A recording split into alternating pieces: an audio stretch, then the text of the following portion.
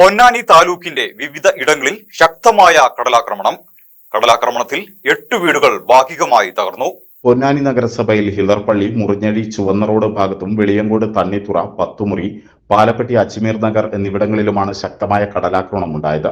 പൊന്നാനിയിൽ മുണ്ടപ്പന്റെ മജീദ്, തീക്കാക്കാന്റെ നബീസ, സൈദാക്കാന്റെ മറിയക്കുട്ടി എന്നിവരുടെ വീടുകൾ ഭാഗികമായി തകർന്നു. കൂടാതെ പാലപ്പെട്ടിയിലും 5ഓളം വീടുകൾ തകർച്ചയുടെ വക്കിലാണ്. കടലാക്രമണ ഭീഷണി നേരിടുന്ന കുടുംബങ്ങൾ ബന്ധുവീടുകളിലേക്ക് താമസം മാറ്റി. പാലപ്പെട്ടിയിലും വെളിയങ്കോടും പൊന്നാനിയിലും വീടുകളിലേക്ക് കടൽ ജലം ഇരച്ചു കയറുകയാണ്. ജില്ലാതിർത്തിയായ കാപ്പിരിക്കാട് മുതൽ അലിയാർപള്ളി വരെയുള്ള ഭാഗങ്ങളിലാണ് കടലാക്രമണം ഉണ്ടായത്. 40ഓളം വീടുകളിലാണ് വെള്ളം കയറിയത്. വീടുകൾക്ക് മുമ്പിൽ കടൽ ജലം കെട്ടിനിൽക്കുന്ന അവസ്ഥയുമുണ്ട്. മുറിഞ്ഞഴി, ഹിളർപള്ളിക്ക് സമീപം MES കോളേജിന് പിൻവശം തുടങ്ങി വിവിധ ഭാഗങ്ങളിൽ വെള്ളം കെട്ടിനിൽക്കുന്നത് കടുത്ത ദുരിതമാണ് വിതയ്ക്കുന്നത്. രാവിലെ മുതൽ വേലിയേറ്റ സമയങ്ങളിൽ വെള്ളം വീടുകളിലേക്ക് ഇരച്ചു കയറി. കടൽഭിത്തിയില്ലാത്ത മേഖലകളിലാണ് കടലാക്രമണം രൂക്ഷമായത്. കൂടാതെ കടൽഭിത്തി സ്ഥാപിച്ചിട്ടുണ്ടെങ്കിലും ഇതിനു മുകളിലൂടെയും തിരമാലകൾ ഇരച്ചു കയറുകയാണ്. കൂടാതെ പൊന്നാനി, മുല്ല റോഡ്, മുറിഞ്ഞഴി, ജീലാനി നഗർ ഭാഗങ്ങളിലും തിരമാലകൾ തീരദേശ റോഡിലേക്ക് ഇരച്ചെത്തി.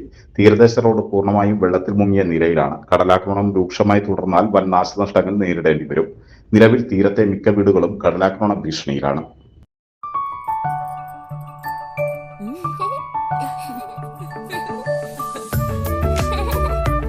ചില നോട്ടങ്ങൾ പറയാതെ പറയുന്ന ഓർമ്മകളാണ്. ആ ഓർമ്മകൾ എനിക്ക് സമ്മാനിച്ചതെല്ലാം വിലപ്പെട്ടതുമാണ്. ബാല്യം മുതൽ മൂല്യമുള്ള ഇഷ്ടങ്ങളെ എന്നെക്കാളും അറിയുന്ന എന്റെ കുടുംബവും വിശ്വാസത്തിന്റെ മുഖമുള്ള ബാസിത് വെഡിംഗ് മോൾ പോലെ എത്രയോ സുന്ദരമാണ്. അതെപ്പോഴും കൂടെ ഉണ്ടാവുമെന്നത് ഞങ്ങളുടെ തീരുമാനമാണ്. ആ തീരുമാനം നിങ്ങളുടെ ഇഷ്ടങ്ങളാവട്ടെ.